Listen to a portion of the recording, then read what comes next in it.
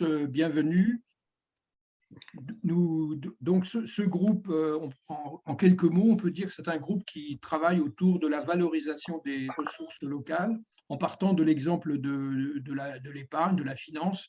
On sait qu'il y a beaucoup d'épargne, particulièrement en ce moment, et cette épargne, de plus en plus, elle fuit les territoires. Donc, comment on valorise, comment on oriente l'épargne vers les besoins du territoire, ce qui a beaucoup d'implications heureuses et diverses. Et quand on parle d'épargne, on parle aussi d'échanges, d'échanges entre les acteurs du territoire, et puis d'autres sujets, évidemment, que la finance. Et donc, c'est un groupe qui travaille sur ces questions de valorisation des ressources locales de façon générale, et aussi qui travaille sur la transversalité, c'est-à-dire qu'on est des acteurs très différents. Il y a 550 membres sur le groupe LinkedIn, et il y a une dizaine de grands réseaux nationaux, ceux qui sont présents aujourd'hui, plus l'UNADEL, le pôle finance-innovation, le cabinet Utopie, qui sont plutôt des centres d'observation et d'études au niveau national.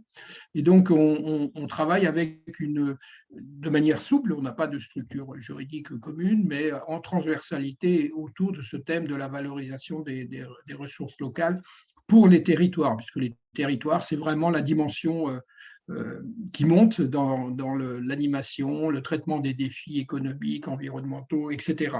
Voilà, j'en dis pas plus. Bienvenue. Vous pouvez nous suivre sur le groupe LinkedIn et aussi participer aux webinaires qui vont suivre, celui du 10 juin, celui du 1er juillet. Vous verrez tout ça dans la documentation, et voir aussi ce qui s'est passé lors du précédent webinaire où on a eu la magnifique présentation de l'expérience de compensation, de traitement du carbone et de compensation du carbone à l'échelle territoriale à La Rochelle. Voilà. Bienvenue.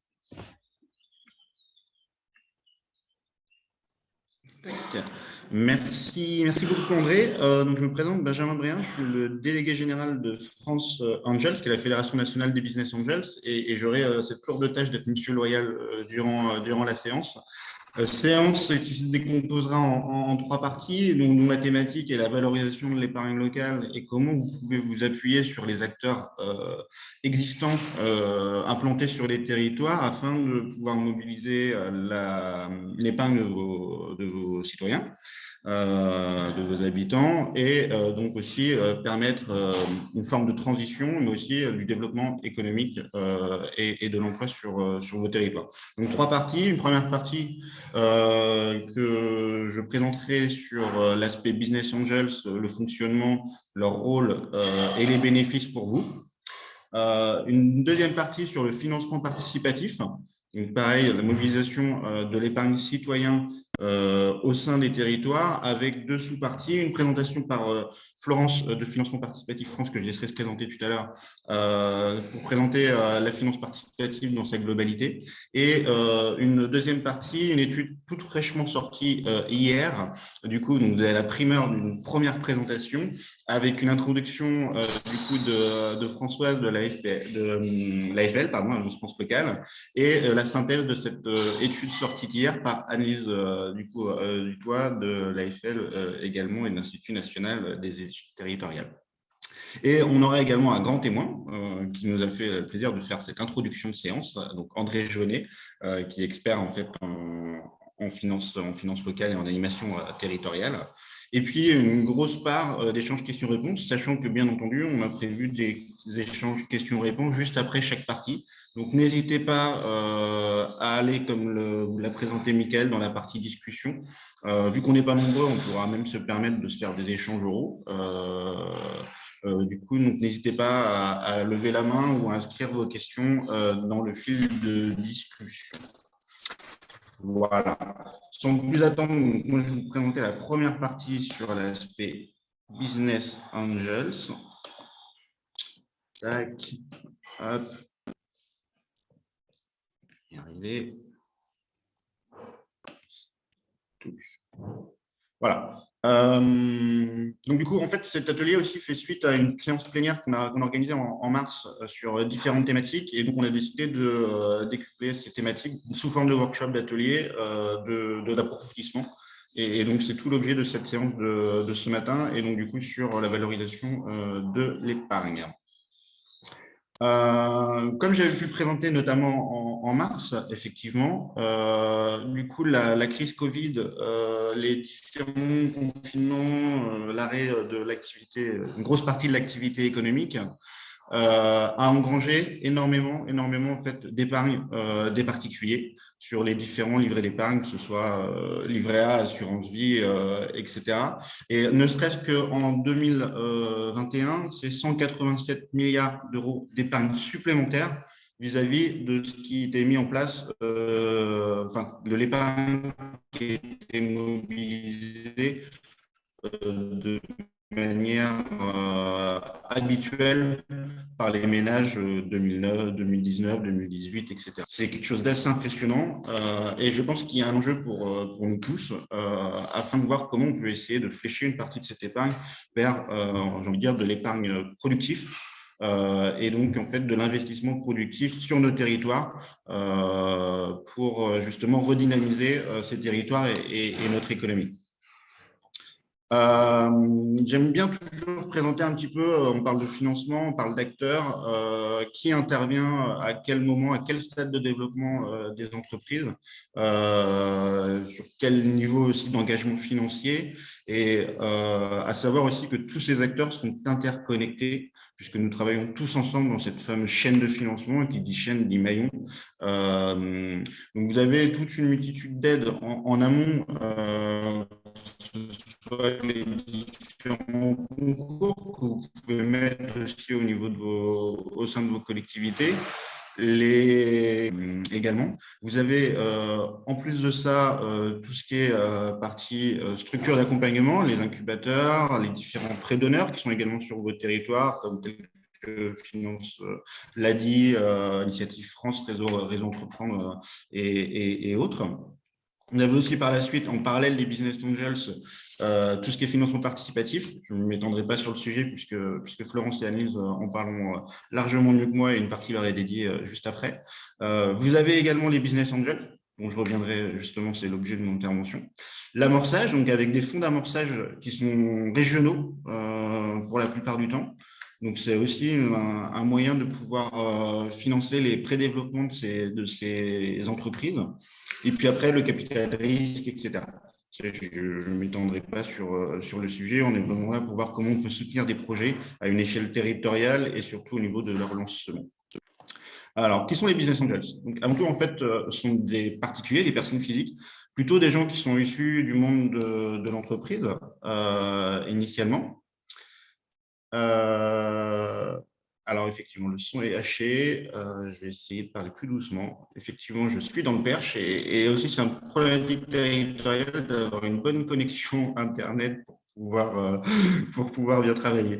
Donc, ce que je disais, donc, en fait, ce sont des personnes physiques, des gens issus du monde de l'entreprise, soit des entrepreneurs, des cadres dirigeants, des professions libérales essentiellement, qui vont prendre une partie très risquée d'investissement de leur patrimoine personnel dans le capital d'entreprise. Pas n'importe quelle entreprise, puisque nous sommes en fait plutôt orientés sur des entreprises en lancement, en phase de création, entre 0 et 3 ans généralement, et qui sont des entreprises innovantes. Donc, innovantes pas forcément uniquement dans le sens technologique du terme, mais en fait qui vont changer quelque chose et qui vont apporter un plus à ce qui existe déjà sur le marché. Et puis surtout, l'ADN des business angels, c'est effectivement d'investir son argent personnel, une partie de son argent personnel dans le capital de nouvelles entreprises, mais aussi c'est surtout d'accompagner ces entreprises avec leur expertise, leurs compétences et leur réseau relationnel également, puisque généralement, les business angels sont plutôt leur carrière derrière eux que devant, vis-à-vis des porteurs de projets qu'on accompagne. Donc, du coup, ils ont amassé une certaine somme de compétences et d'expertise et un carnet relationnel également assez important. Donc, il faut retenir, en fait, finalement, voilà. En fait, du coup, les business angels, c'est quoi? C'est de l'investissement en capital de manière minoritaire. Donc, on n'est pas là pour prendre le contrôle de l'entreprise. Ça, c'est très important. De l'apport de compétences et d'expertise et de la mise à disposition de contacts. Alors, comment ils sont organisés? Donc, les Business Angels, en fait, sont fédérés au sein d'une fédération qui est France Angels, que je représente aujourd'hui, et sont organisés, en fait, soit sous forme associative, dans ce qu'on appelle les clubs, les réseaux de Business Angels, aussi également en fait sous forme de SIBA, ce sont en fait des sociétés d'investissement de Business Angels. Très simplement, les Business Angels se regroupent au sein d'un petit fonds qui co-gère ensemble et qui va investir dans X entreprises sur le territoire. Alors, on parlait de territoire, effectivement, donc au sein de la Fédération France Angels, vous avez plusieurs niveaux. D'une part, vous avez des réseaux géographiques et généralistes. Je vais prendre un exemple. Je ne sais pas s'il y a des gens. Un exemple, par exemple. Sur la région bordelaise, vous avez Bordeaux Angels. En Bretagne, vous avez Armor Angels, donc qui est basé sur les côtes d'Armor, etc.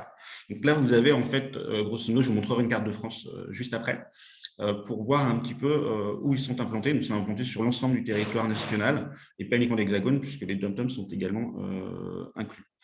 Alors, réseau généraliste et géographique, ça veut dire quoi? En fait, ce sont des business angels, donc des particuliers qui souhaitent rejoindre ces réseaux et qui viennent d'univers et d'horizons professionnels très variés.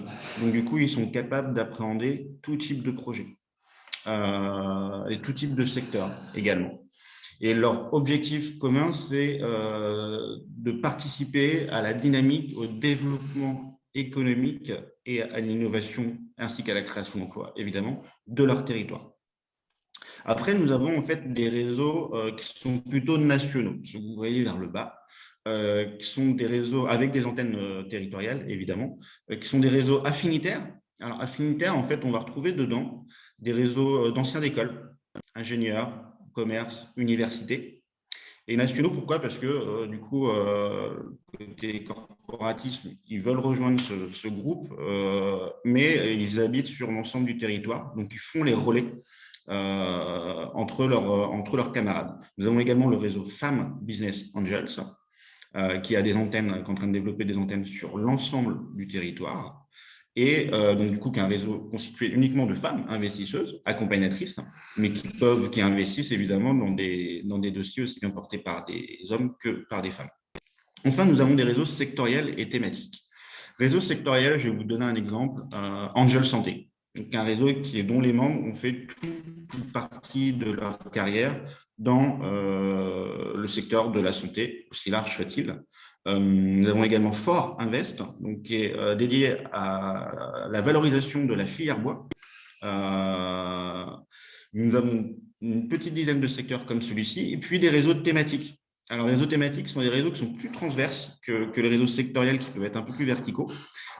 Exemple, je vais en donner, on a 4 réseaux aujourd'hui thématiques. Nous avons le réseau Impact Angels, donc avec des experts du domaine de l'impact qui soit aussi bien environnemental que sociétal pour investir dans ce type de projet.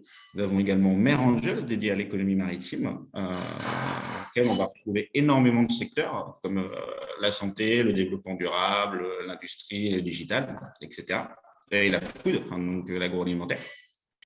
Nous avons Cosmetic Angels, cosmétique et bien-être.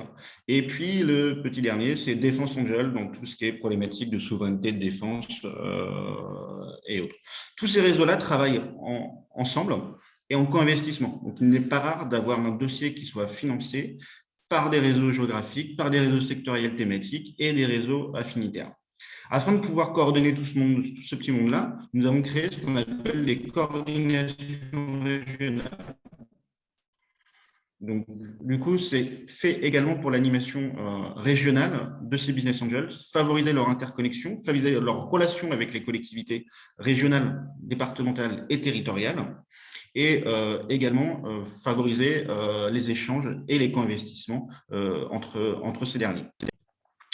Voilà, donc en fait, l'implantation des clubs de Business Angels sur notre territoire, l'Hexagone en l'occurrence, sinon nous avons également Martinique, Guadeloupe, la Guyane qui va être lancée cette année, la Réunion aussi qui va être lancée cette année et la Nouvelle-Calédonie qui existe depuis quelque temps. Voilà, donc du coup, à mon avis, en fonction des territoires que vous représentez, il y a forcément une structure de business angels proche de vos territoires ou sur vos territoires. Donc, en plus, ce qu'on pourra faire, si vous êtes intéressé, dans le petit mail de compte rendu, on pourra vous envoyer également l'annuaire de l'ensemble de ces réseaux pour que vous puissiez prendre contact directement avec eux et voir comment, ça c'est la suite de mon intervention, comment vous pourrez collaborer ensemble. Quelques chiffres, parce que c'est bien effectivement de parler de l'utilité, de l'intérêt, mais effectivement, les chiffres, des fois, sont assez parlants. Donc, du coup, là, on a fêté en fait les 20 ans de France Angels de la fédération l'an dernier, en 2021. Depuis ce jour, c'est plus de 12 500 business angels qui ont été formés, qui ont été accompagnés et qui ont investi dans des entreprises. Dans des entreprises, donc plus de 4 300 entreprises à ce jour qui sont toujours en cours d'accompagnement et qui représentent à peu près un peu moins de 700 millions d'euros d'épargne de particuliers investis dans l'économie réelle des territoires et dans l'emploi, puisque c'est plus de 21 000 emplois directs créés au moment de l'investissement des business angels. Évidemment, en fait, si on fait le calcul que la croissance des entreprises, elles sont faites pour se développer, du coup, c'est beaucoup plus que ça. Mais en tout cas, c'est l'investissement net au moment de l'investissement des business angels, plus de 21 000 emplois. Voilà, l'évolution un petit peu des investissements. Donc, ce qui est plutôt encourageant, c'est que le côté business angela devient de plus en plus à la mode, entre guillemets. Et du coup, vous voyez un petit peu une évolution des investissements. Benjamin. En 2021, c'est 70 millions d'euros directs investis par les business. Tu m'entends plus? Benjamin, non, Vous m'entendez plus, c'est ça? C'était haché, ok, d'accord. Est-ce que c'est mieux là? Là, oui. D'accord, ok. Donc, oui. Tu peux enlever la caméra, pardon, peut-être tu peux enlever la caméra pour avoir plus de bande passante. T'as raison. T'as raison. Tac. Ça sera mieux, je pense. Donc, du coup, ce que je disais, c'est que du coup, l'engouement des business angels, c'est de plus en plus réel et on s'en réjouit, mais ce n'est pas suffisant. Ce n'est pas encore suffisant parce qu'aujourd'hui, nous fédérons un peu plus de 5 500 business angels actifs au sein de ces 65 réseaux que je vous ai présentés tout à l'heure. Et mais qui a quand même permis d'investir 70 millions dans l'économie réelle en 2000 entreprises, dont un tiers de ces entreprises étaient des entreprises que nous avons refinancées pour les accompagner dans leur croissance, dans leur plan de développement et dans le recrutement et la création d'emplois. Donc, vous avez un peu l'évolution sur 20 ans, sur 10 ans. Pardon. Hop, slide suivant. Pourquoi ça ne marche pas? Tac. Donc ici, il y a un petit bug. Ah voilà, ok. Voilà, donc on parlait des territoires. Il y a encore énormément de travail sur certains territoires à réaliser. Donc je vous montre ça en toute transparence pour voir un petit peu les territoires qui sont les plus ou moins dynamiques en termes d'investissement business angel. Donc sur votre gauche, vous avez les entreprises financées, donc là où elles sont implantées, où leur siège social est implanté. Donc après, on retrouve à peu près plus ou moins pour les deux grandes régions, plutôt en fait, sont l'Île-de-France et Arras, qui sont un peu une représentation du PIB en fait national. Et puis sur votre droite, vous avez là où sont les investisseurs, où sont les business angels. Une grosse concentration sur l'Île-de-France s'explique également que les sièges des réseaux nationaux, donc affinitaires, sectoriels et thématiques, sont basés en Île-de-France. Donc c'est pour ça en fait que vous avez une grosse proportion d'investisseurs sur l'Île-de-France. Toutefois, il y a certains territoires, en fait, vu leur dynamique économique, vu le poids du nombre d'entreprises dans ces différentes régions, du coup, mériterait de pouvoir en fait avoir plus de business angels. Enfin voilà, et je terminerai là-dessus. On se posait la question aussi, on s'est dit, voilà, c'est bien d'investir dans l'entreprise, etc., mais quelles répercussions ça a? Et bien, du coup, avant tout, ça vous permet en fait de pouvoir avoir une animation, une mobilisation de l'épargne citoyenne, donc de vos habitants, de gens qui ont fait un parcours d'entrepreneurs, pour certains qui arrivent à la retraite aussi ou qui ont vendu leur entreprise et donc du coup peuvent remobiliser une partie de ces gains, de ce qu'ils ont contribué pour leur territoire en étant chef d'entreprise à l'époque, de le réinjecter encore une fois sur le territoire pour le bien de lancement de nouveaux projets entrepreneuriaux et de création d'emplois, mais également en fait de pouvoir créer une dynamique d'innovation sur ce territoire qui finalement va servir à créer les emplois également de demain. Si vous avez effectivement une problématique d'animation de territoire, de création d'emplois qui ne sont pas forcément, enfin des emplois qui peuvent attirer aussi des jeunes qui ont souvent pour certains une nouvelle aspiration métier, technologique ou autre. Effectivement, il faut aussi ces entreprises-là sur ce territoire-là, mais il faut aussi pouvoir les financer et les accompagner. Et donc, le petit message que je vous passe avant de passer à la parole si vous avez des questions, c'est que je vous ai montré tout à l'heure la carte de France avec l'implantation des business angels, le nombre de business angels sur le territoire. Et n'hésitez pas à vous rapprocher d'eux. Je pense qu'ils ont aussi, ils peuvent vous soutenir dans vos problématiques de développement économique, mais ils ont aussi besoin de votre soutien pour pouvoir mieux se développer, être plus visibles et être en interaction peut-être aussi potentiellement avec des investisseurs potentiels afin de grossir et financer encore plus d'entreprises et créer encore plus d'emplois sur les territoires. Voilà ce que je voulais vous dire. Merci Benjamin. Alors n'hésitez pas à poser vos questions dans l'espace de discussion. Là, vous avez peut-être un petit, je sais pas, point rouge qui s'est affiché. Est-ce que tu peux revenir sur la carte, s'il te plaît? Là. Alors, évidemment, la clé de lecture, c'est qu'en fait, 18% en fait, des entreprises financées sur l'ensemble de la France se trouvent en Bretagne. Je prends l'exemple de la Bretagne, tu m'en voudras pas. Voilà, donc, au niveau de la clé de lecture, c'est pas 18% des entreprises bretonnes sont financées par un système en tout cas de business angel. Est-ce que tu pourrais nous expliquer pourquoi cet historique, en fait, pourquoi en Bretagne, en fait, ou Auvergne-Rhône-Alpes, là en l'occurrence, plutôt qu'en région centre? Est-ce que ça s'explique par rapport à, je sais pas, à la culture locale, En fait, du coup, ça s'explique par chaque région a ses spécificités aussi, donc aussi ses composantes économiques avec des spécialisations dans tel ou tel domaine, et ça, c'est historique. C'est aussi lié au nombre de business angels sur le territoire. Si on prend la Bretagne, 12% des business angels français sont en Bretagne et qui représentent 18% des nombres d'entreprises dont le siège est immatriculé en Bretagne, financés versus l'ensemble des autres entreprises implantées dans le reste de la France. Donc, du coup, il y a ça, et puis il y a aussi, on sait que la Bretagne aussi est une terre d'entrepreneurs également. Il y a aussi des soutiens, et on en revient en fait aux politiques locales. Il y a aussi des soutiens de certains plus spécifiques, ou en tout cas plus poussés, de certaines politiques locales, régionales, au soutien à l'entrepreneuriat.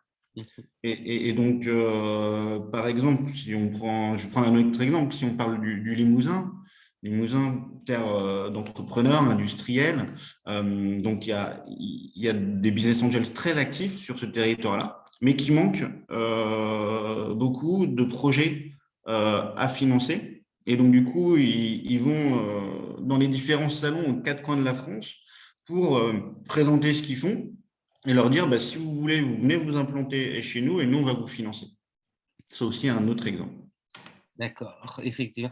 Je pose une question totalement naïve et peut-être d'autres se la posent. Enfin, quel est l'intérêt pour un business angel, en fait, d'investir sous ce format-là? Parce que en gros, ce sont des personnes qui ont trop d'argent, qui ne savent pas quoi en faire et qui se disent, voilà, quelle est la motivation?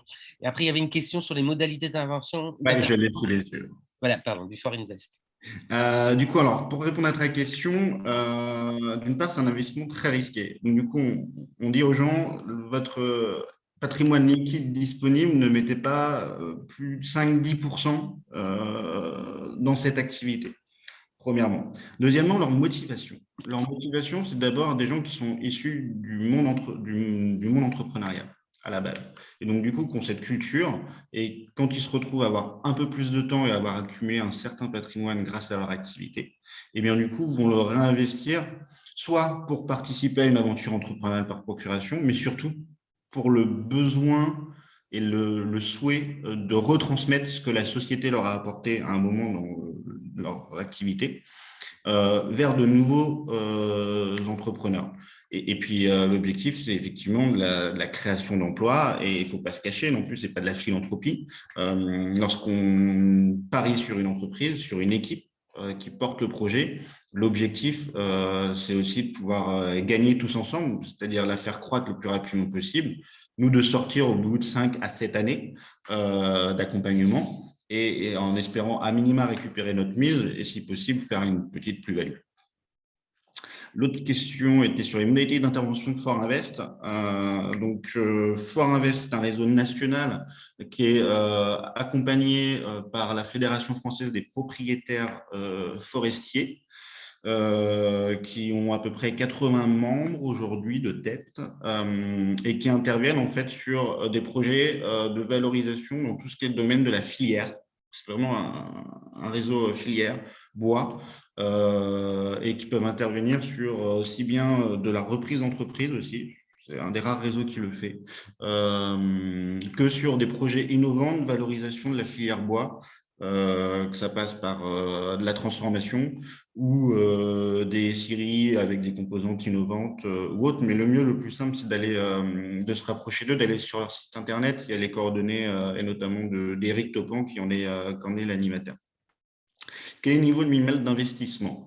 Alors, pour cette question, j'ai juste besoin d'une précision. Le niveau minimal d'investissement d'un business angels ou le niveau minimal d'investissement d'un groupement de business angels dans un projet? Je vais répondre aux deux, comme ça va être sûr. Donc, les business angels, à titre personnel, c'est en fonction de leur patrimoine. Donc, d'accord. Du coup, en fait, à titre personnel, un BA investit entre 15 000 euros et il n'y a pas de maximum. Et généralement, le plus grosse levée qu'on a eu sur un BA personnel, c'était aux alentours d'1 million d'euros. Donc, ça va, les écarts types sont très grands. Mais en moyenne, les business angels s'investissent entre 20 et 50 000 euros par an dans un ou plusieurs dossiers. La question sur, effectivement, en fait, on investit, le dossier type d'investissement, ils ont autour de 350 000 euros, le tour de table. On évite d'investir dans les dossiers qui recherchent 50 000 euros parce qu'il y a des acteurs en amont, je vous l'ai présenté tout à l'heure, au niveau de la chaîne de financement, dont c'est leur rôle d'accompagner et ça évite aussi d'ouvrir son capital. Je suis le premier à dire à l'entrepreneur, s'il n'a pas besoin d'ouvrir son capital, ça ne sert à rien qu'il le fasse. Donc, il y a d'autres acteurs qui évitent de diluer les entrepreneurs, les fondateurs, comme je vous parlais de Réseau Entrepreneur, Initiative France. Et puis après, pour des plus petits montants en fonction de dossiers spécifiques, et là, ça fera aussi une transition, il y a aussi tout le côté financement participatif, etc., épargne citoyenne, que ce soit sous forme de prêts, de dons, etc., mais je ne m'étends pas là-dessus. Donc là-dessus, j'ai envie de dire qu'on commence à partir de 100 000 euros et on intervient jusqu'à 1,5 million en termes de levée de fonds. Ce qui n'est pas anecdotique, en fait, ce genre de montant. Merci beaucoup, Benjamin, pour ces... Est-ce que vous auriez d'autres questions? Au niveau du financement des acteurs, ça peut être public, privé, collectivité, porteur privé, en gros, qui n'en veut? Ou il y a un cadre un peu plus strict? Alors, nous, on va financer, on finance en fait, donc on investit, on intervient en capital déjà. Donc du coup, ça exclut les collectivités de fait, les établissements publics ou parapublics. Donc en fait, non, notre credo, c'est vraiment d'entreprises, donc des entreprises, généralement, statut juridique SAS, et qui ont fait une vraie volonté de croissance, de développement et donc de fait de création d'emplois et avec une composante innovante, que ce soit l'innovation technologique, que ce soit l'innovation d'usage, que ce soit l'innovation de process. Donc c'est très très large, on n'est pas fermé. Ce qu'on veut, c'est la scalabilité, la croissance, vraiment le point de croissance du projet qu'on va accompagner. Et une autre question, alors du coup, tu la vois venir, ça n'est que de l'investissement ou ça peut être du fonctionnement également? Alors, on investit en capital, donc c'est que de l'investissement, mais par contre, notre composante ADN, c'est l'accompagnement par la suite, donc bénévole gratuit des business angels pendant 5 à 7 ans auprès des entrepreneurs afin de les accompagner sur des visions stratégiques, de l'ouverture de portes pour accélérer, pour qu'ils puissent développer leur carnet de commandes, par exemple, ou autre. Et puis, c'est aussi de l'expertise parce que généralement, les business angels, c'est des gens qui ont déjà monté leur boîte et qui ont déjà passé par les premières écueils du montage d'une entreprise et donc les premières erreurs. Donc, si on peut faire gagner du temps et éviter que l'entrepreneur commette ses erreurs lui aussi, et bien du coup, on est tous gagnants. Ok, merci pour cette précision. J'imaginais, en fait, par exemple, excuse-moi, Adélaïde, ça tombe sur toi. Je vois ta photo. Est-ce que du coup, on peut financer une partie du poste d'Adélaïde? C'est ça ma question, en fait.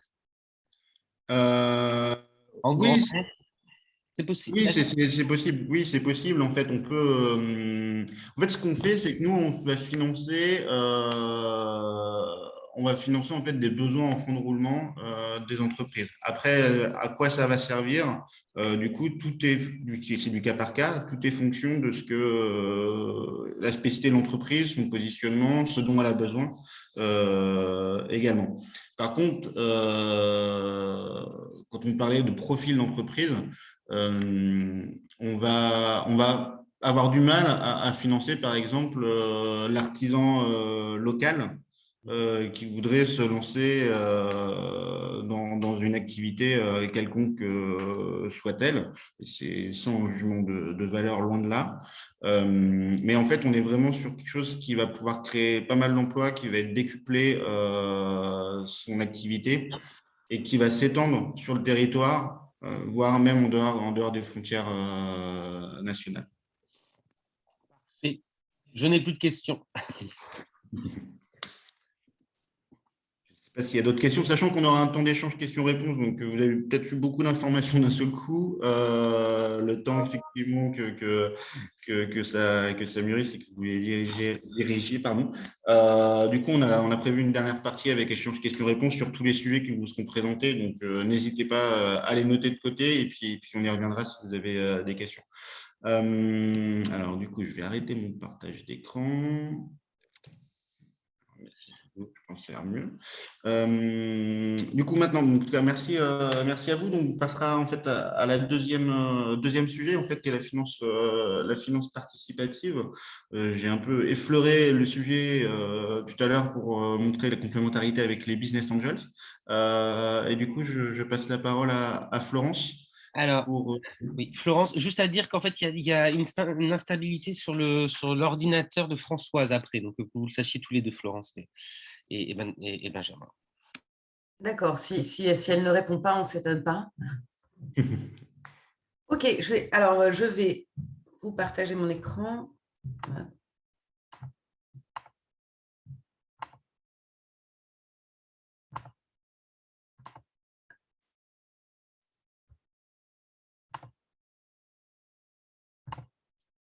Est-ce que vous voyez bien mon écran? Super. Alors, du coup, merci Merci pour cette introduction, ce panorama des actions de Business Angels, Benjamin. Et puis, merci à tous de vous connecter nombreux un vendredi matin pour parler finance à impact local. Donc, moi, je suis Florence de Maupoux, je suis directrice de l'association Financement Participatif France, association professionnelle qui existe depuis 10 ans, en fait, 10 ans cette année. Et qui a vocation à fédérer l'écosystème du financement participatif. Donc aujourd'hui, Financement Participatif France, c'est 145 membres à peu près, 70 plateformes de crowdfunding françaises plutôt, très très majoritairement. Donc plateforme de crowdfunding, mais j'y reviendrai, en dons, en prêts, au TPE-PME, en investissement en capital, en royalties, etc. Tout type, enfin voilà, la grande famille du financement participatif. Et puis, c'est aussi 70 à 80 autres typologies de membres. On a différents collèges et parmi les autres membres, les autres types de membres qu'on peut retrouver au sein de FPF, vous allez avoir des cabinets d'avocats, des conseils en conformité réglementaire, des prestataires de monnaie, de services de paiement, des collectivités territoriales, des particuliers investisseurs multirécidivistes sur plusieurs plateformes de crowdfunding, etc. Donc, l'idée, c'est vraiment de fédérer l'ensemble de l'écosystème pour faire progresser le financement participatif en France, mais plus largement.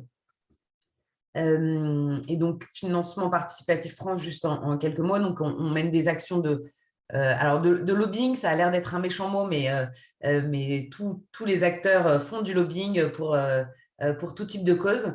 Donc voilà, on fait du plaidoyer auprès des régulateurs, des pouvoirs publics pour faire évoluer la réglementation pour faire une réglementation qui permette aux acteurs du financement participatif de se développer dans de bonnes conditions tout en garantissant la protection des investisseurs. Et puis, on fait de la promotion de la finance participative de manière globale. On est aussi très attaché aux actions de déontologie, au partage de bonnes pratiques. On a un certain nombre d'exigences vis-à-vis des plateformes qui adhèrent à l'association en termes de transparence, d'affichage d'informations, etc. Et puis, on essaye d'être un facilitateur de business pour nos membres et de mutualiser les offres de services et de produits. Voilà en quelques mots. Alors, du coup, comme ça a été dit, moi, je vais vous parler un petit peu de Financement Participatif France. L'idée, c'est de vous donner une... Excusez-moi, je m'entends en écho, c'est pas très agréable. Je ne sais pas pourquoi tout d'un coup. Non, ça a l'air d'être bon. Ok, c'est bon. Donc, l'idée, c'est de vous donner un panorama un peu général du financement participatif. N'hésitez pas, du coup, à poser vos questions en cours si besoin. S'il y a des... C'est vrai que parfois, on utilise des jargons qui ne sont pas forcément... Enfin, on oublie que c'est des jargons propres à un secteur d'activité et que ce n'est pas forcément intelligible pour tout le monde. Voilà, n'hésitez pas à m'interrompre en cours de route. Mickaël, si je ne vois pas la question, tu m'arrêtes. Voilà, et je laisserai ensuite Françoise et Anne-Lise vous présenter le sujet financement participatif sur le volet vraiment collectivité. Alors, pour commencer, je vous propose une petite définition qui n'est pas... Il n'y a pas de définition officielle du crowdfunding ou du financement participatif. Ce que vous avez là, c'est la définition de Financement Participatif France. Et donc, le financement participatif ou crowdfunding, dans sa version anglophone pour crowd, la foule, funding, financement, c'est un outil de collecte de fonds opéré via une plateforme Internet permettant à un ensemble de contributeurs de choisir collectivement de financer directement et de manière traçable des projets identifiés. Donc, peut-être, finalement, pour faire un peu le parallèle avec ce qu'on a entendu précédemment sur les business angels, finalement, le financement participatif, alors, on entend pas mal parler depuis quelques années maintenant, depuis 10 ans, je dirais 8-10 ans, en termes d'innovation.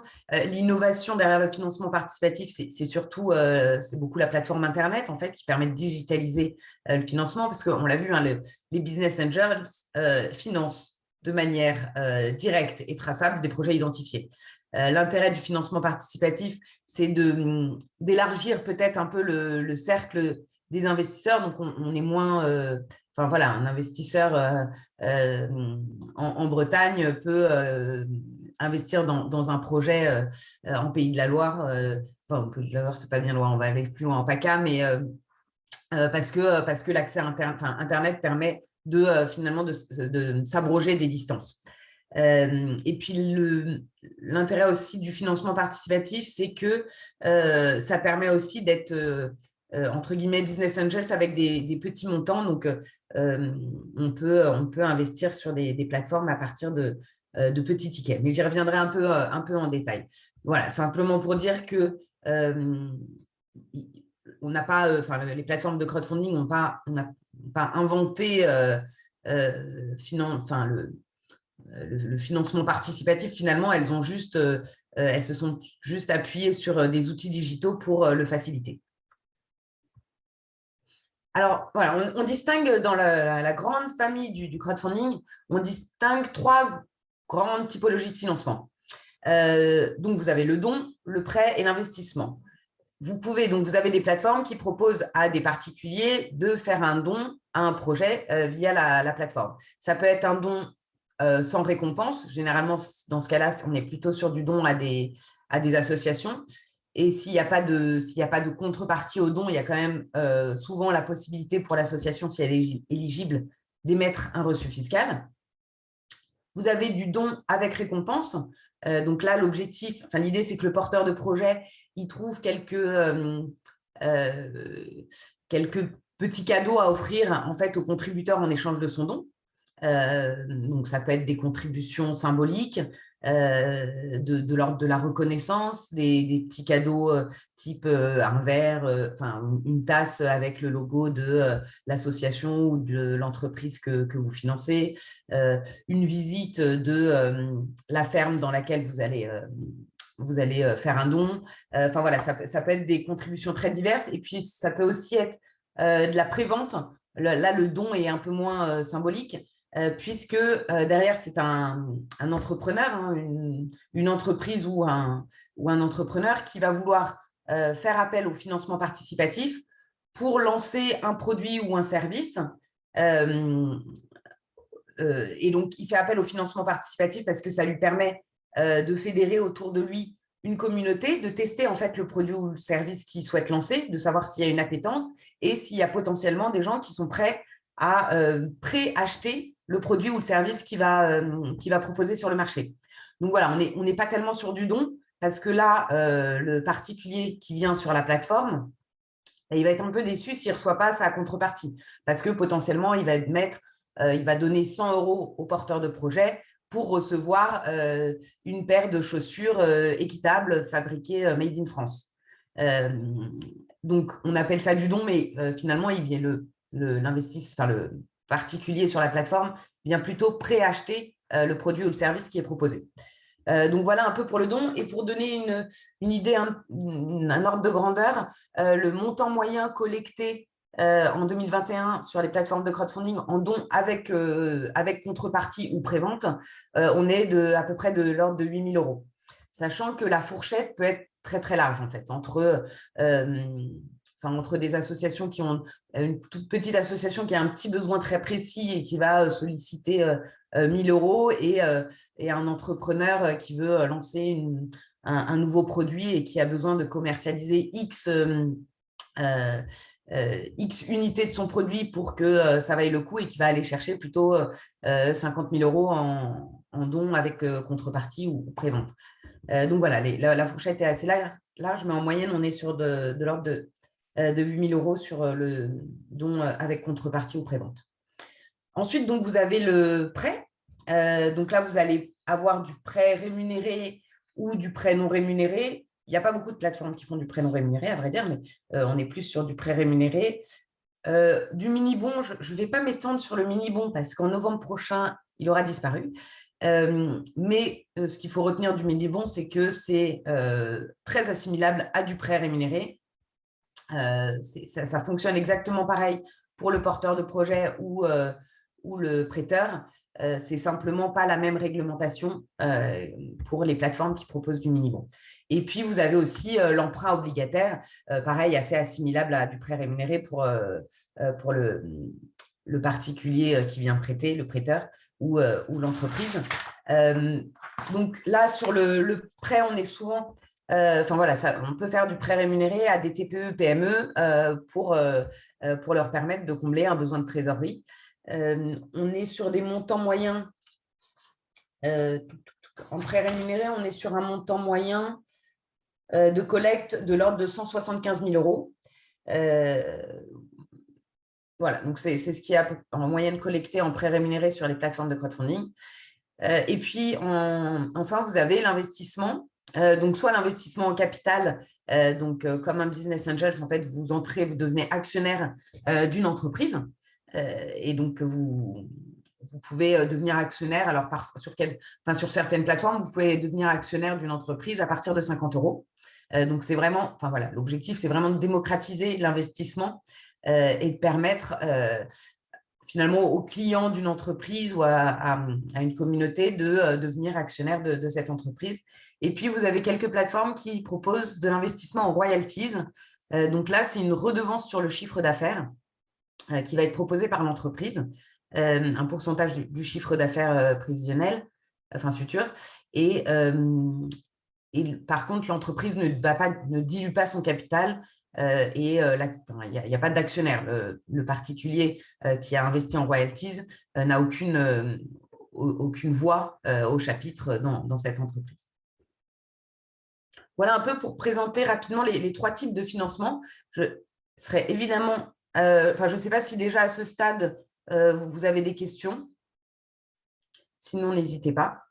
Alors, pour donner un peu aussi une idée des volumes collectés, en 2021, le financement participatif, les plateformes de crowdfunding ont collecté en France près de 2 milliards d'euros, donc une croissance de 84% par rapport à l'année précédente.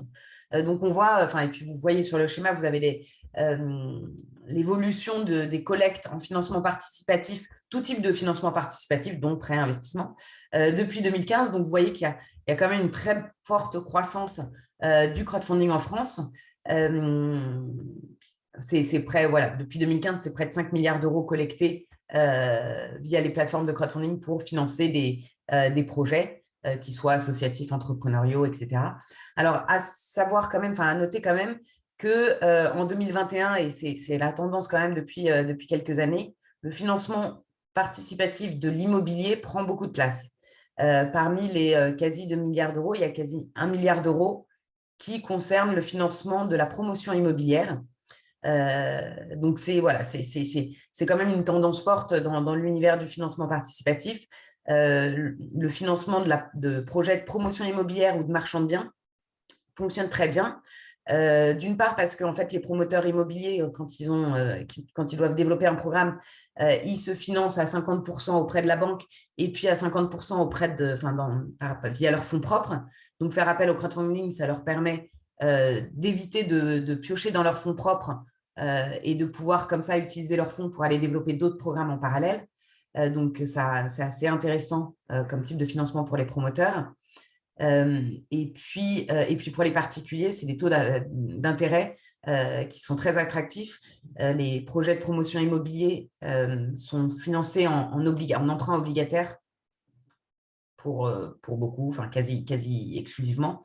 Et donc, ça permet aux particuliers qui prêtent aux promoteurs immobiliers de recevoir des taux d'intérêt de l'ordre de 9-10%. Donc, c'est très, très attractif.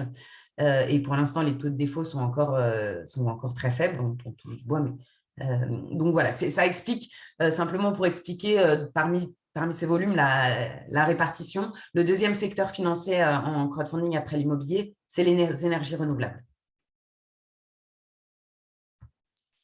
Excuse-moi, une petite question, Florence. Est-ce que du coup, en fait, dans le financement participatif, il y a une dimension militante derrière?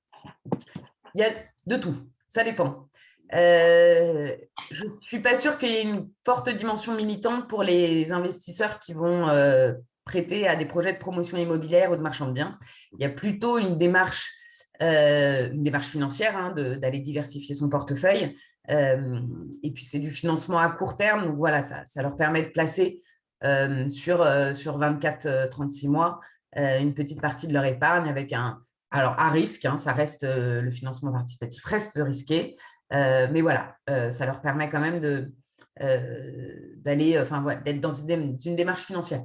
Après, l'un n'empêche pas l'autre, c'est-à-dire que les investisseurs vont être souvent multiplateformes et multi-types de financement, et donc ils vont avoir une démarche un peu financière sur des projets peut-être un peu plus costauds, même dans l'énergie renouvelable. Hein, il peut y avoir, on est sur le financement de projets de photovoltaïque ou d'éoliennes qui sont assez sécurisés tout de même parce que portés par des opérateurs solides.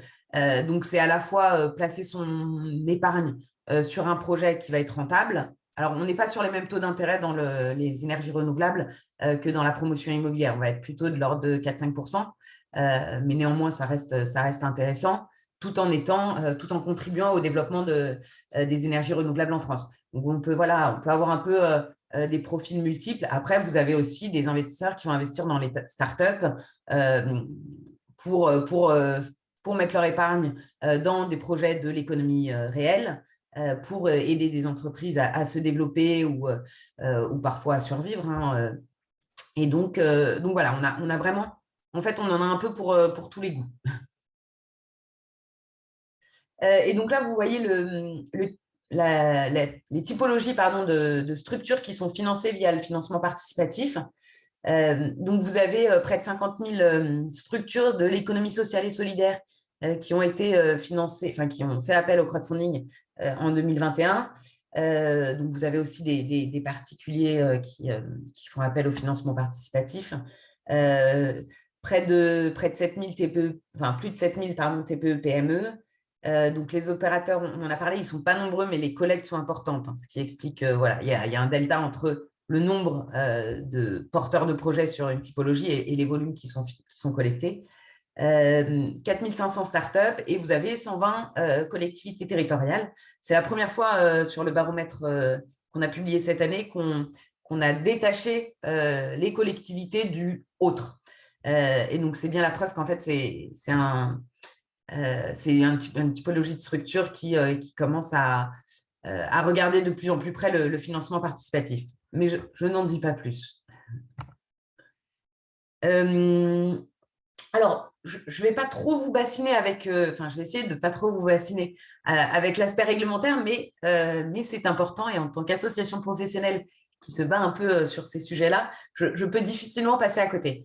Donc, je vous ai mis un peu une chronologie des grandes avancées réglementaires du financement participatif. Donc, 2012, la création de l'association Financement Participatif France. Je l'ai indiqué parce qu'en fait, l'objectif de la création de cette association, c'était de demander aux régulateurs de mettre en place un cadre réglementaire adapté au secteur du financement participatif. Cadre réglementaire qui a vu le jour en 2014. Sur lequel nous, on a beaucoup travaillé avec les pouvoirs publics et les régulateurs pour le construire. Et donc, ce cadre réglementaire a créé 2 statuts. Un statut IFP, intermédiaire en financement participatif. Donc, les plateformes qui sont IFP peuvent proposer des campagnes, peuvent mettre en ligne sur leur plateforme des campagnes de crowdfunding en dons et en prêts. Et donc, pour intermédier des campagnes en crowdfunding en dons ou en prêt, il faut être intermédiaire en financement participatif. C'est une immatriculation auprès du registre de l'ORIAS, donc le registre des intermédiaires en banque, assurance.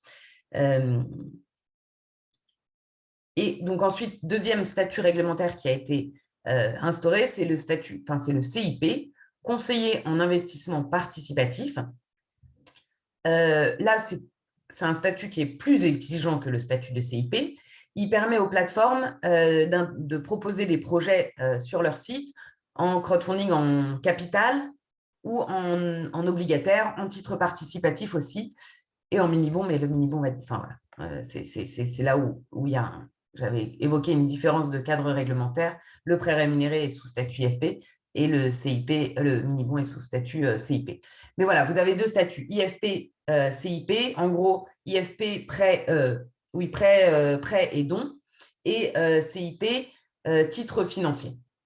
Et donc, pour le statut IFP, c'est une simple immatriculation sur le registre de l'ORIAS, mais un prêteur ne pourra pas prêter sur une plateforme plus de 2 000 € pour un projet en prêt rémunéré et plus de 5 000 € pour un projet en prêt non rémunéré. Donc, voilà, il y a des seuils en fait pour éviter, pour protéger le prêteur. Et côté emprunteur, on ne peut pas lever plus de 1 million d'euros. Le statut CIP, c'est un peu différent. Donc, c'est un quasi-agrément, c'est un dossier que les plateformes doivent déposer à l'autorité des marchés financiers qui rend son avis. Et une fois l'avis favorable de l'autorité des marchés financiers, la plateforme est immatriculée sur le registre de l'ORIAS. Et donc, pour être conseiller, pour être conseiller en investissement participatif, investir sur une plateforme qui est CIP, en capital ou en obligation, vous n'avez pas de seuil. Mais vous êtes sur un site internet d'accès progressif, donc la plateforme va faire tout un processus de connaissance client, s'assurer que l'investisseur n'investit pas au-delà de sa capacité, s'assurer qu'il comprend ce dans quoi il investit, etc. Donc, vous ne pouvez pas investir en 3 clics 10 000 € comme ça sur une plateforme de crowdfunding. Mais voilà, mais il n'y a pas de seuil côté investisseur, et les entreprises qui lèvent des fonds peuvent lever jusqu'à 8 millions d'euros.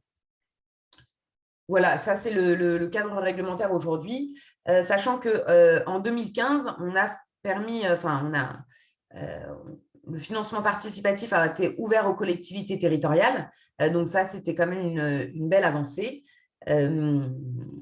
puisque le code des collectivités territoriales a été aménagé pour permettre aux collectivités de confier à des tiers l'encaissement de recettes, et donc ces tiers pouvaient être les plateformes de crowdfunding. Voilà, je passe les étapes intermédiaires, mais voilà, il y a eu des évolutions petit à petit, avec des évolutions de seuil, avec par exemple le PEA-PME qui a été ouvert au financement participatif, donc un particulier qui peut investir via son PEA-PME en obligation ou en capital, mais ça, c'est pas nouveau, mais notamment en obligation via son PEA-PME sur des plateformes de crowdfunding. Voilà, il y a eu plusieurs évolutions comme ça, sachant que pour ce qui concerne plus le champ des collectivités territoriales, il y a eu aussi une belle évolution en 2021 avec la loi DADU, parce que, donc, je l'ai dit, en 2015, il y a eu l'ouverture du crowdfunding aux collectivités territoriales, mais c'était quand même, c'était pas l'idéal, c'était assez restrictif. Pardon, excusez-moi. Parce que les possibilités étaient limitées à des projets portés par les collectivités territoriales dans les secteurs culturels, éducatifs, sociaux et solidaires. Et donc, c'était, mine de rien, assez restrictif pour les collectivités territoriales. Et là, en fin 2021, l'article 48 de la loi portant diverses dispositions d'adaptation aux droits de l'Union européenne dans le domaine des transports, de l'environnement, de l'économie et des finances, dite loi DADU, a ouvert encore un peu plus le financement participatif, puisqu'il a élargi la possibilité pour les collectivités territoriales de recourir au crowdfunding pour des projets au profit de tout service public, à l'exception des missions de police et de maintien de l'ordre public. Donc là, on ouvre, on n'est plus limité aux projets culturels, éducatifs, sociaux et solidaires, c'est tout projet qui sert au profit d'un service public, sachant que vous voyez dans les champs initiaux, l'environnement était pas cité, donc c'était un gros manquement. Mickaël, je te vois parler, je ne sais pas si tu t'adresses à nous, mais si c'est le cas, ton micro est fermé. Pardon, excuse-moi. Non, je m'adressais. Non, désolé. Non, pardon, ça m'a perturbé. Donc voilà, la loi DADU a ouvert les typologies de projets portés par les collectivités territoriales qui peuvent être financés en crowdfunding. Il permet aussi aux personnes morales d'accorder des prêts aux collectivités territoriales et à leurs établissements publics. parce que jusqu'ici, le financement participatif en prêt via le statut d'intermédiaire en financement participatif est limité aux particuliers. Seule une personne physique peut prêter à une entreprise via une plateforme de crowdfunding. Donc là, ça ouvre aux personnes morales pour les collectivités. Et puis, autre chose importante dans cette loi d'ADU pour le financement participatif des collectivités territoriales, c'est que ça a lancé une expérimentation pour 3 ans permettant aux collectivités territoriales et à leur établissement public de bénéficier de financements obligataires. Donc voilà, on a une ouverture des possibilités petit à petit pour le financement participatif des collectivités territoriales. Sachant que en novembre dernier, en novembre 2021, enfin en 2020 déjà, il y a eu la publication du règlement européen qui est rentré en application en novembre 2021.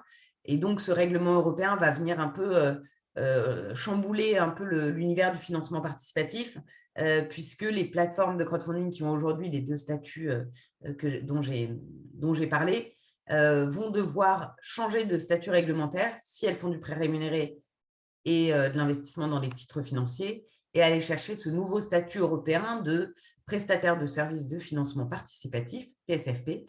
Et donc, c'est un statut obligatoire qui va permettre aux plateformes de crowdfunding de passeporter leur activité, d'exercer leur activité dans plusieurs pays européens, mais voilà, qui est après contraignant sur d'autres aspects, mais je vais pas m'étaler là-dessus, sauf s'il y a des questions spécifiques. Mais tout ça pour dire qu'en novembre prochain, du coup, le texte est rentré en application en novembre 2021 et les plateformes ont jusqu'à novembre 2022 pour se mettre en conformité.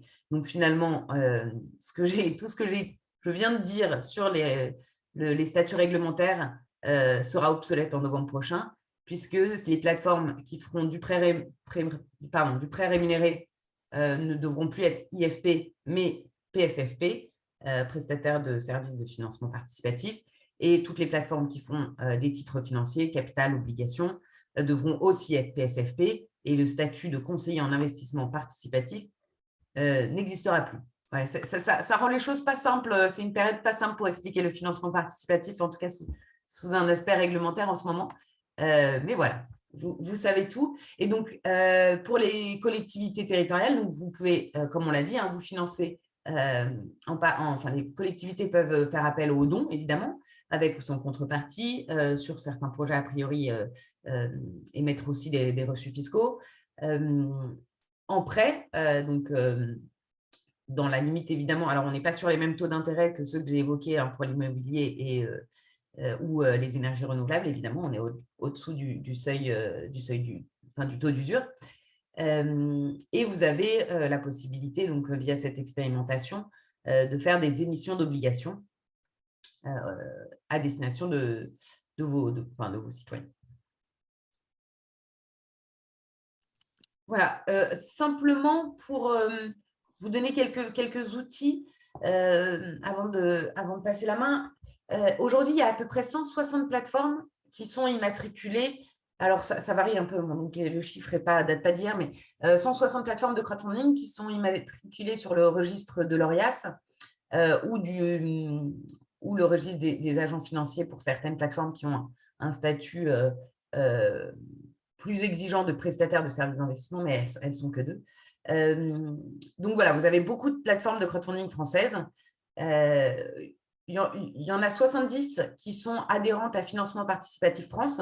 Et donc, les plateformes qui sont adhérentes, vous voyez, elles ont un macaron membre 2022.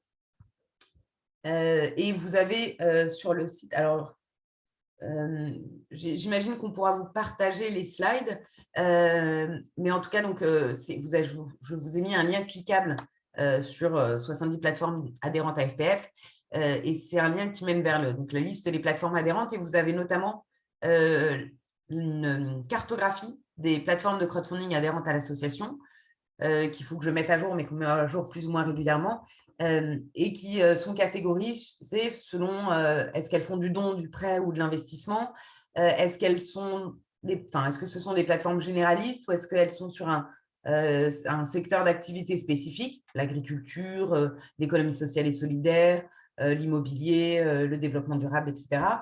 Ou est-ce qu'elles sont sur une zone géographique spécifique, la Bretagne, etc. Donc voilà, ça permet d'avoir un panorama rapide, assez simpliste, mais en tout cas facile de l'univers du financement participatif. Et puis, dernier point aussi que je voulais vous mentionner, c'est qu'il y a certaines plateformes, 22 plateformes, 23 bientôt, qui sont des plateformes labellisatrices qui peuvent octroyer le label financement participatif pour la croissance verte, qui est un label qu'on a créé avec le ministère de la Transition et la Transition écologique. C'est un label d'État. Et donc, c'est les plateformes qui sont labellisatrices qui ont la capacité à labelliser les projets qui font la demande sur leur plateforme. Merci beaucoup, Florence, pour tous ces aspects. Tu nous ouvres un nouveau monde, là. Hein. Enfin, pour nous, il y a quand même beaucoup de choses à explorer. En fait, j'imagine que certains territoires, là, en fait, ont les yeux qui brillent en se disant « Ah, une source de financement, que du bonheur ». Incroyable. C'est incroyable. Mais voilà. Donc, merci de nous faire rêver. J'attire juste un point sur votre attention. Je pense que pour Michel, qui posait une question à l'instant sur des exemples de collectivités qui ont eu recours au financement participatif, je pense qu'en fait, Agnès, tu vas en donner quelques exemples. Donc, du coup, patientez juste quelques secondes encore. Juste pour dire, en fait, crowdfunding, on avait fait un webinaire sur le sujet il y a 1 an. Et en fait, même si ça nous fait rêver, soyons quand même réalistes. C'est-à-dire qu'en fait, ça ne financera pas tous les projets que vous avez dans vos territoires. En fait, il y avait aussi une méthodologie quelque part en termes de présentation, de mobilisation et de concertation, qu'en fait, il est plus, bref, à ne pas s'attendre en tout cas à un financement. J'ai vu des financements, enfin des budgets prévisionnels de financement d'actions où en fait le crowdfunding correspondait à 25% du budget d'ensemble. Ça n'est pas réaliste en fait, il faut que ce soit dans des proportions mesurées. Et une collectivité ne peut pas faire appel tous les 4 matins à ses citoyens pour financer des projets. Enfin voilà, faut choisir le projet, il faut savoir l'expliquer, il faut savoir expliquer pourquoi on fait appel au financement participatif et pas au budget alloué à la collectivité. Voilà, mais il y a des… Voilà, on verra avec les exemples. Il y a des projets qui fonctionnent bien. Après, voilà, c'est à utiliser à la fois avec parcimonie et intelligence pour que ce ne soit pas un flop et que justement, si dans 2 ans, il y a une nouvelle campagne qui doit être menée, de réussir à embarquer une nouvelle fois les citoyens parce que le premier projet aura été bien réussi à la fois en termes de préparation en amont de la collecte et à la fois en termes de retour auprès des citoyens, auprès des financeurs en aval. Donc, on complétera tous les deux. Hein, Florence a pris si besoin en était, l'intervention d'Annelise. Merci pour cette… Alors, Claire, ça a été dit, alors ES, je ne sais pas qui est, mais s'il était possible de changer son nom, voilà, présentation très claire et voilà, même moi, j'ai l'impression d'avoir compris ce qu'est le financement participatif grâce à ton intervention. Merci à toi. Annelise et Françoise, si jamais ta connexion s'est stabilisée. Alors, est-ce que vous me voyez ? On ne te voit pas, mais on t'entend. Alors, pourquoi? Alors, je vais passer sur mon iPhone. Non, on voit très bien. On voit? Oui, oui. Bon, très bien. Parce que sinon, vous allez me voir 2 fois. Je parle avec mon iPhone et normalement, vous devriez me voir avec ma caméra avec l'écran, avec l'ordinateur qui sinon plante avec le son. Est-ce que c'est le cas ou non? C'est exactement ça. Bon, très bien. Alors, on va arrêter le partage d'écran. Je quitte mon partage d'écran. Voilà, pardon. Voilà. Moi, je n'ai pas de slide, mais c'est Annelise qui vous présentera ces slides. Vous dire d'abord d'où on parle, qu'est l'Agence France Locale. L'Agence France Locale est née de la volonté d'élus locaux de disposer d'un outil vertueux, d'un outil qui soit à leur main. Donc, en fait, nous sommes une banque mutualiste qui appartenons à des collectivités locales, donc qui prennent des participations dans cette agence pour pouvoir bénéficier de prêts. Donc, l'Agence France Locale est détenue par des collectivités locales et elle finance exclusivement des prêts aux collectivités locales.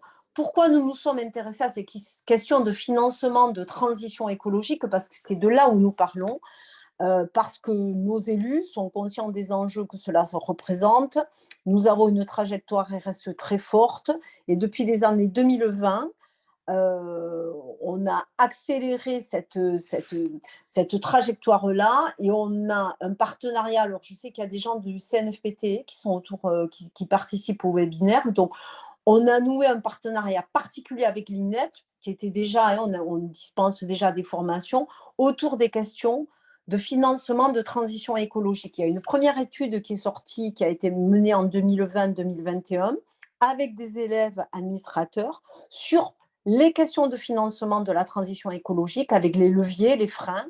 Et en 2021-2022, on a eu une séquence 2 avec plusieurs niveaux qui décomposaient les budgets verts, sur lesquels j'interviendrai le 10 juin prochain, dans le cadre de ce groupe, donc au petit pitch personnel, et également sur la question de comment valoriser le financement privé et citoyen dans la transition écologique. Donc, c'est dans ce cadre-là qu'Anne-Lise va intervenir, va compléter le propos de Florence. Vous avez parlé d'acteurs, vous avez parlé de…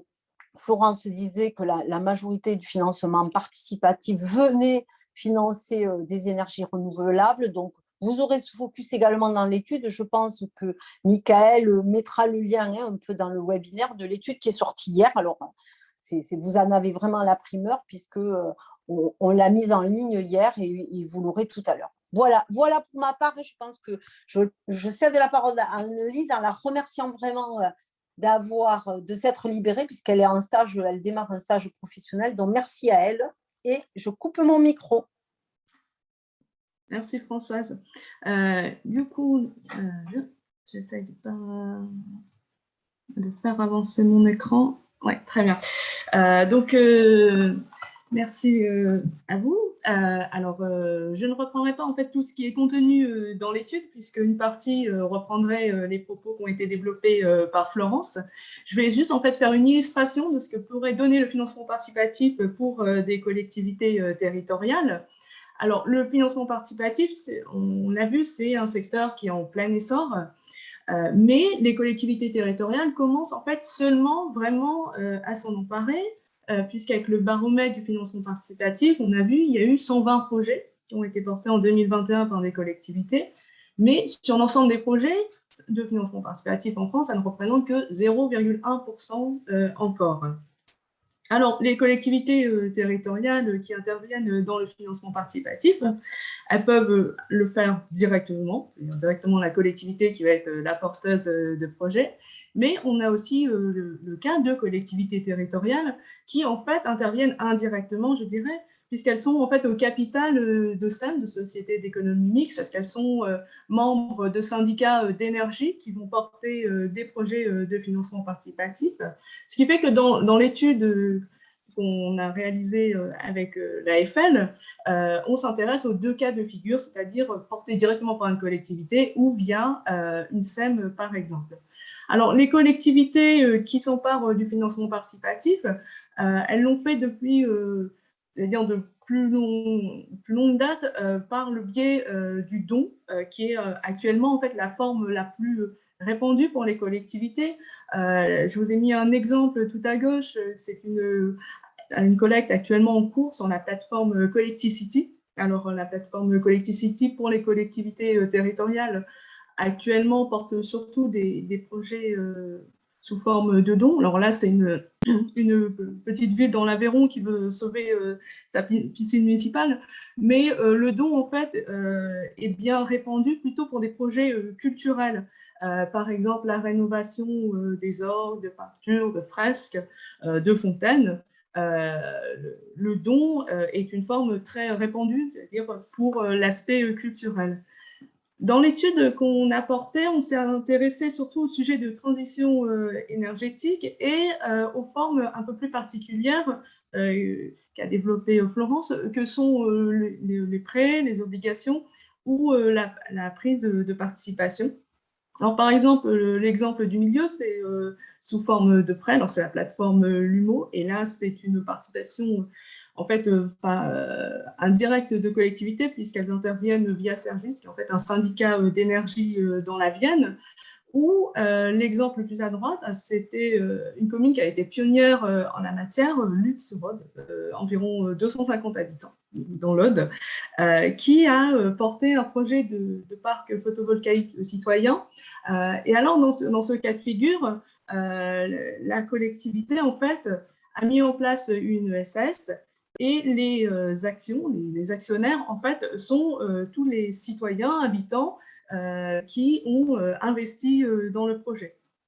Donc, en fait, la SAS 1, 2, 3 Soleil regroupait de mémoire environ 280 actionnaires qui, en fait, étaient les habitants et un peu plus loin que la collectivité qui avait pris des parts de participation. Alors, le financement participatif, pour le monde de la territoriale, c'est l'opportunité en fait, d'associer différemment les habitants d'un territoire, de renouveler les modes de participation. On connaît les formes classiques de participation citoyenne, de concertation, de réunions publiques, d'information, de budget participatif, et le financement participatif peut être vu justement comme une nouvelle forme un peu particulière, qui ne va pas demander que de l'investissement en temps des habitants, mais qui peut les associer de manière différente, puisque, par exemple, certaines collectivités, outre des réunions, prévoient, par exemple, d'associer les habitants aux visites de chantier, de les inviter aux inaugurations, s'ils ont participé au financement d'un projet. Alors, donc, ce mode de financement est éminemment un choix politique, c'est-à-dire il faut le porter politiquement, il faut assumer le choix d'avoir fait, de recourir au financement participatif et pas juste à un emprunt bancaire.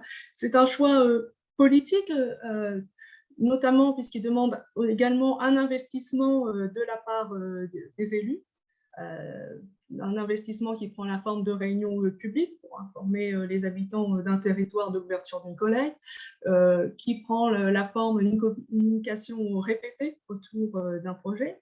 Et donc, le choix du projet qui va être choisi pour le financement participatif et, j'allais dire, conditionne en fait la réussite ou non de la collecte. Alors, ce qui est important dans le choix du projet, c'est de prendre évidemment un projet qui soit le plus consensuel possible, pour justement éviter une mauvaise presse autour de la collecte, pour éviter les dissensions.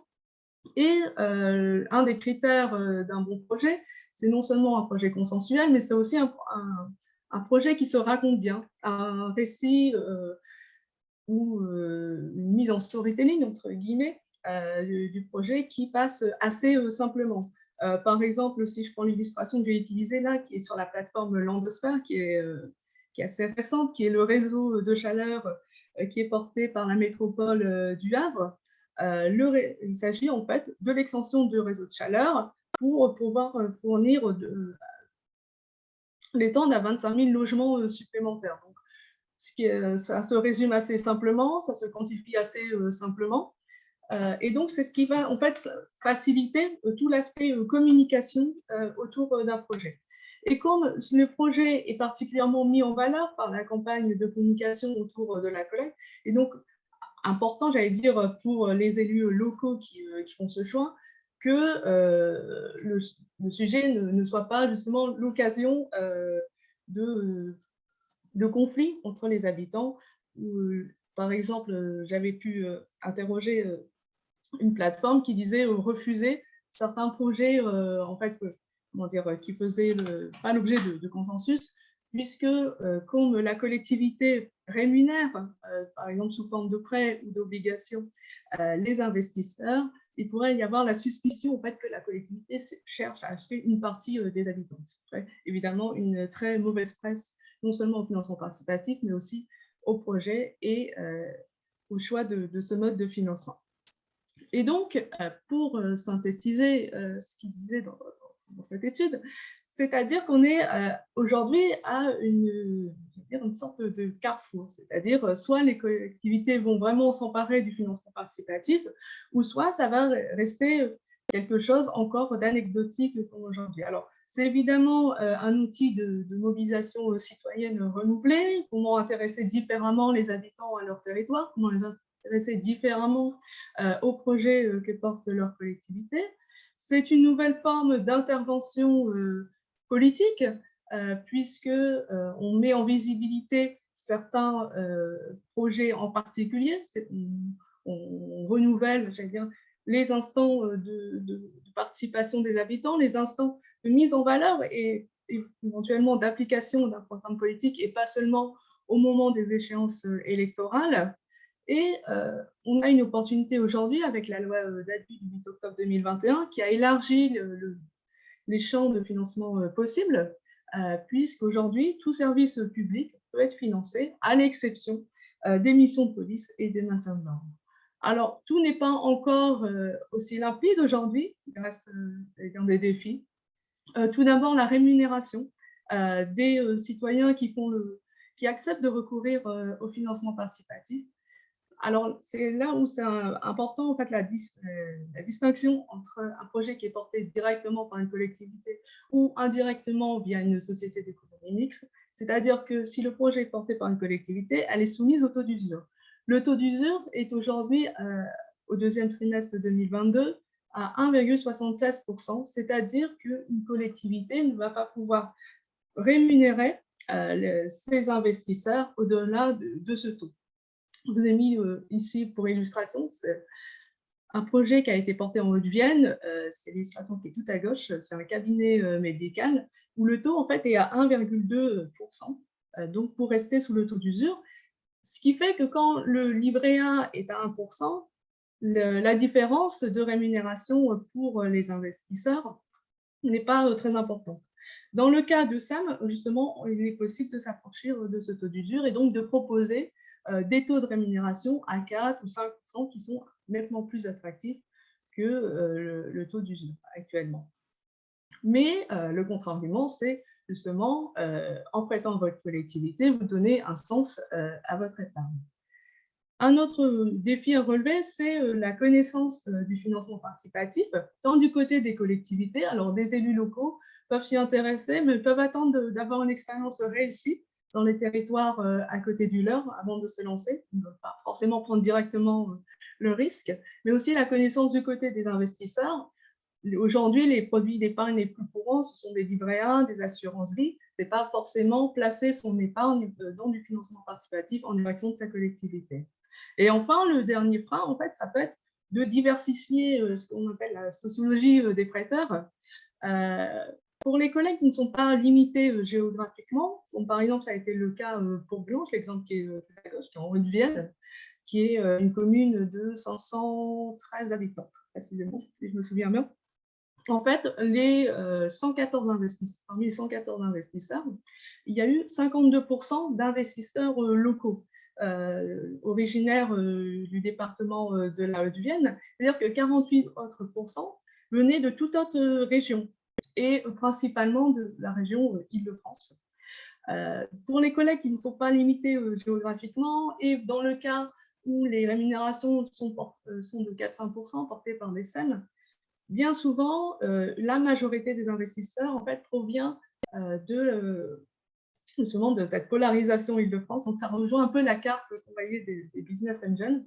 Et donc, il est encore c'est un mode d'investissement pour les citoyens qui est encore, comment dire, pas forcément démocratisé, si on peut utiliser cette expression, et qui ne parvient pas encore à intéresser toutes les couches de la population.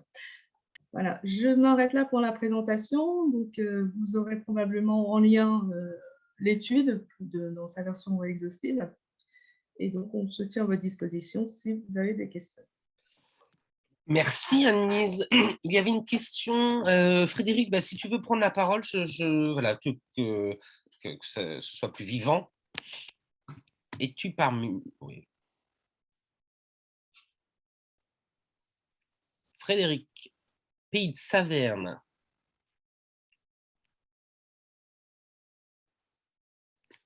Bon, alors, du coup, Anis, tu peux le voir la question en fait. Pour la piscine, quel est l'intérêt pour la collectivité de rémunérer les habitants à 4% quand elle peut emprunter à bien meilleur taux?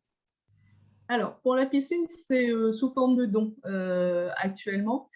Mais si on avait le financement d'une piscine, ça serait directement par une collectivité. Et donc, directement par une collectivité, ça serait soumis au taux d'usure. Donc, ça serait forcément à 1,76%. Les projets qui sont financés actuellement dans le cas à 4-5%, et je me suis en fait intéressée dans mon étude quasiment uniquement au projet de transition écologique. Donc, je vais répondre avec un Oui. Oui. Je ne sais pas si vous entendez là maintenant, excusez-moi si le micro ne fonctionnait pas. Oui, mais dans la diapositive tout à l'heure sur la piscine, c'était marqué qu'il y avait 4% de rémunération. Je vais remettre. Et c'est ça qui m'étonnait effectivement pour le reste, pour la transition, il y a d'autres enjeux. Ah oui, je vais remettre la diapositive. 4%, c'était pour un projet de NR juste à côté. En fait. Ah non, j'ai mal. Ok, alors j'ai mal vu. Autant pour moi alors. Ok. Mais sinon, l'intérêt en fait avec des trucs comme ça, c'est aussi pour par exemple des projets j'ai vu de panneaux solaires sur l'ancienne. Oui. Je connais. Ouais. C'est assez clair, ouais. Oui. Et la seconde question, peut-être je la garde pour plus tard parce qu'elle est plus large que simplement votre intervention. Je ne sais pas, Michaël, je te laisse me dire à quel moment elle serait pertinente. Maintenant, c'est très bien. C'est très bien. C'est vrai? Oui. Alors, je me lance. Vous l'avez vu, effectivement, c'est les questions relatives à la blockchain et au tout ce qui est un peu autour des crypto-actifs et la finance décentralisée. Aujourd'hui, notamment aux États-Unis, il y a un certain nombre d'entreprises, de startups qui se financent par des levées non pas de fonds traditionnels, mais de jetons numériques. Voilà, donc ça se met en place relativement facilement. Il y a peu de frais, pas d'intermédiaire. Est-ce que selon vous, c'est un outil qui peut entrer demain ou aujourd'hui déjà dans la boîte à outils des territoires pour mobiliser l'épargne de proximité? Alors, si tu permets, Michael, on va avoir une séance le 1er juillet sur les monnaies locales et la blockchain. Parce qu'en fait, il y a des expériences, mais des expériences territorialisées, pour l'instant, il n'y a pas grand-chose de très convaincant. Il y a des circulations de ce type de monnaie à l'intérieur d'entreprises elles-mêmes pour faciliter des échanges entre une communauté d'utilisateurs, etc. Mais sur la mobilisation de l'épargne locale, on est sur des promesses depuis quelques années d'ailleurs, sans résultat. Et dans notre groupe, on s'attache beaucoup à vérifier l'effectivité des résultats et des impacts. Voilà. Mais on pense que c'est une solution vraiment qui reste prometteuse, notamment pour dynamiser les monnaies locales qui sont elles aussi, dans l'ensemble, plutôt décevantes jusqu'à aujourd'hui. D'accord. C'est une problématique d'acculturation et de connaissance des choses, etc. Comme partout, en fait, ça prend toujours un temps que les gens puissent comprendre comment cela fonctionne, quels sont les risques, etc. Et sachant qu'en plus, c'est une monnaie qui est assez fluctuante sur le côté Bitcoin ou quoi que ce soit. Après, effectivement, il y a d'autres solutions qui vont être présentées le 1er juillet au niveau monnaie locale, comme le disait André, et également partage de services, compensation avec des monnaies internes entre entreprises, et ça peut être aussi entre collectivités. Oui, compensation, pensez tout ce qui est un peu bartering, des choses comme ça? Oui, c'est ça. Ce sera aussi le 1er juillet. Ok, super intéressant. Oui. Bon, sur la volatilité des crypto-monnaies, le Bitcoin, c'est bien sûr, mais aujourd'hui, il y a quand même tout un tas de monnaies qui sont absolument pas volatiles. Il y a une foultitude de dollars crypto qui suivent à vraiment un millième de dollar près le cours du dollar. Il y a il y a de l'euro crypto, là, je crois, qui est sorti également. Ouais. Donc, la volatilité, on sait la régler aujourd'hui. Ce que je propose, Frédéric, c'est qu'on soit en contact pour la préparation du séminaire du 1er juillet. Hein, parce que là, on est un petit peu peut-être oui, bien sûr, sujet. Volontiers. C'est un sujet qui m'intéresse beaucoup. Voilà. Ouais, donc, ouais. Tu nous passes ton mail et puis on… Je le mets dans le fil de message. Sans problème. Merci en tout cas. Va falloir faire preuve de beaucoup de pédagogie parce que j'ai rien compris à vos échanges là. Donc, il faudra être voilà, très, très… juste il est 10h30. En fait, on arrive pile poil. Voilà, hyper bon timing. Merci Frédéric. Merci évidemment à, je le vois plus, Benjamin. Merci à Florence pour leur extrême pédagogie et vraiment de grande qualité. Merci à Anne-Lise, en fait, voilà, à Linette. On forme très bien à Linette, hein, je confirme, et voilà, qui travaille en lien étroit avec Françoise de l'Agence France Locale. Et merci à notre gourou, en fait, André, qui a voilà, été à l'initiative de ce collectif et qui fonctionne très, très bien. Juste pour vous dire, on se retrouve, alors comme on a annoncé les dates déjà, mais le 10 juin, en fait, sur la question du budget vert, nouvelle approche de la gouvernance budgétaire, où nous retrouverons à nouveau François de l'Agence France Locale sur ce sujet. Et le 1er juillet, sur les monnaies locales et la crypto-monnaie, enjeux et limites. Donc, du coup, le 10 juin et 1er juillet, les 2 dates à retenir prochainement. On est en cette veille de week-end, donc passez un bon week-end, prenez soin de vous et on vous dit à très bientôt avec un ordinateur opérant. À très bientôt tout le monde. Merci, au revoir. À bientôt. Merci encore à vous 4. Merci beaucoup. Merci Michel. Bon week-end.